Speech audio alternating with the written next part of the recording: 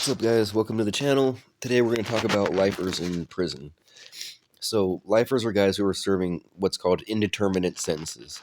So, if you ever heard of someone getting like 25 to life, or 35 to life, or 50 to life, what that means is they have to serve that many years in full until they're eligible for parole consideration. So, it doesn't mean, so if you got 25 to life, it doesn't mean you're going to get out after 25 years. It means you're going to get a shot at getting out in 25 years. Then there's what's called LWOPs, life without parole. LWOPs are never getting out, period, unless like some law changes or something, or they get an appeal. Those guys are screwed. But for the longest time in California, even if you had an indeterminate sentence, like 10 to life, 7 to life, 15 to life, no one was getting out, because back in like the 90s, the government of California, the governors in particular, were like all tough on crime, right wing.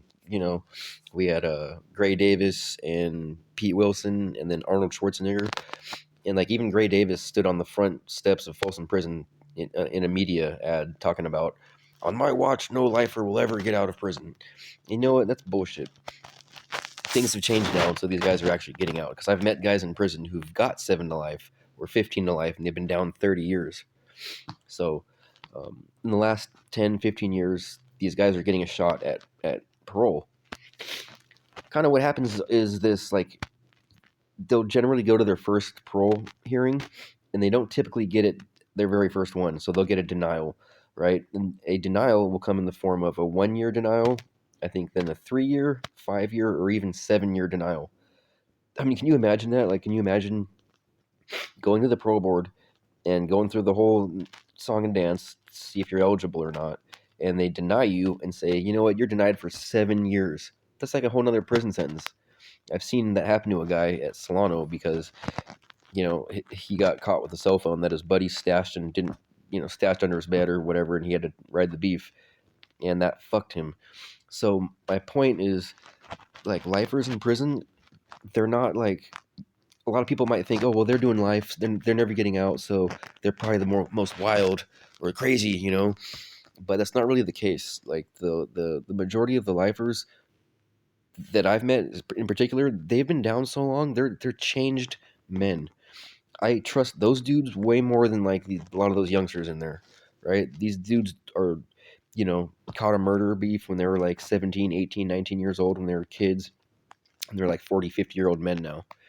And they're not that person that they were back then, and they've made significant changes in their life, and it's unfortunate that like the powers that be don't really get to see that. Now the parole board will get to see that and consider those things, because like these guys are like running like self-help groups, not for any purpose other than wanting to help other people. They're not there to like get a brownie point on their record or whatever. I mean, some do that, but the majority of lifers that I've met are like really like solid dudes that are like flying straight, and they're good to talk to for like, get feedback on stuff. But so generally, so the parole board will like give them conditions like, okay, well, because it consists of like a warden and like some other administrators. They have like a clinical psychologist on deck, and they're evaluating, your answers. You're given like a series of questions that you have to answer. I don't know specifically because I've never gone through it, but I've helped guys prepare for it.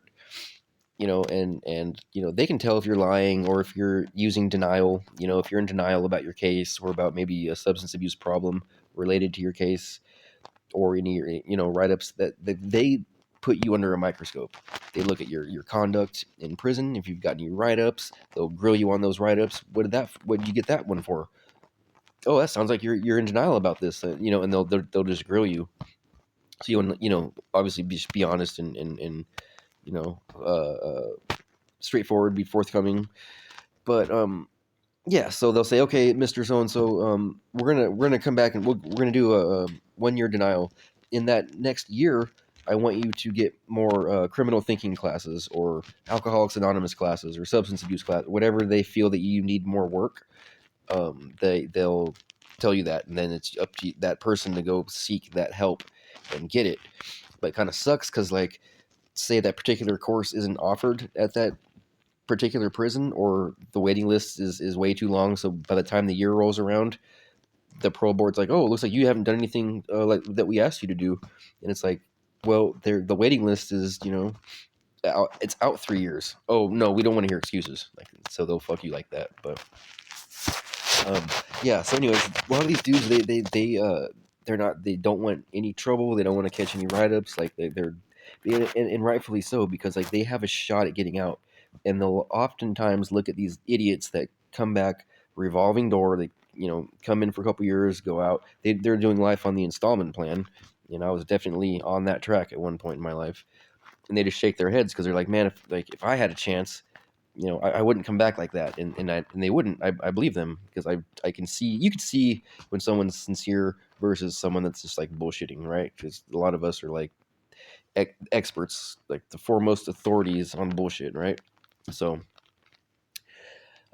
it's also been said that like establishing a relationship or a friendship with a prisoner, a lifer in particular, could be a really rewarding experience. So if you're like interested in helping others, you might want to see if there's any like nonprofit groups out there or other ways that you can connect and help some of these guys, because they're genuine people, they're regular people just like you and me, and they made a mistake when they were 20, 30 years ago when they were a kid, and they're paying the price for it. So but I don't know. I've had the pleasure of working with a lot of these guys, because I most of my time that I did was on these level 3 yards where it's high security. Most of the population is lifers, and so I kind of got an inside look at that, and it's pretty cool. It's not like you would think. It's not like all the lifers are the ones that are going to stab you first and put in all this work. Like all the fucking youngsters are doing that shit. Or if you're fucking up, getting high on the yard, or getting owing money for dope or something, then you'll be putting in work then. But yeah, so if they get found suitable, right? Then I think it's like a 3 month thing while it goes to the governor for him to have the final say so, and then they're out of there. And I've seen guys that like work really hard at getting that parole consideration, and they fuck it off before they get out. It's almost like that movie Shawshank Redemption, like where the guy finally gets his chance at parole, that old dude, and he couldn't handle it, like so he wanted to come back, like, or I think he killed himself. But it's like a self-fulfilling prophecy. Like, so anyways, this one lifer dude, I didn't like him. He thought he was a fucking turd. He was a turd. He ended up getting found suitable on his first parole review. He'd been down like 20, 30 years. And so he gets found suitable. He just has to kick back for 90 days while the paperwork goes to the governor for the final say so, and not get in any trouble or anything, because that'll fuck it all off. And what does he do? He makes some sort of like romantic or sexual advance on female staff. Like, what are you fucking doing, dude?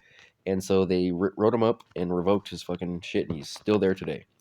So, like, for those lifers, like, they can't afford to make mistakes, because any mistake they make, they pay, like, they pay over and above like the price for it. So like they cannot afford to make any mistakes. Like Joe Schmo over here that has a release date, he can afford to get a write up, because if he gets a write up, he might lose some good time. He might be able to get that good time back, but he's still gonna go home. If a lifer gets a write up, that's gonna haunt him for like who knows how many parole reviews, right?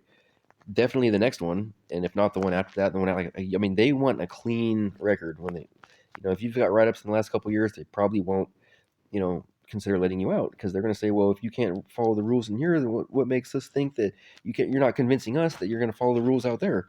And it could be over some petty ass bullshit. But so you can just imagine the fine line that they have to walk. So I just kind of want to give some awareness. I haven't posted a video lately, so I figured I'd do it on that. You guys have a good one. Be sure to comment, like, follow, etc., etc. That really is helpful, and I'll make another video later. Oh, give me some suggestions too, guys, if you want. All right.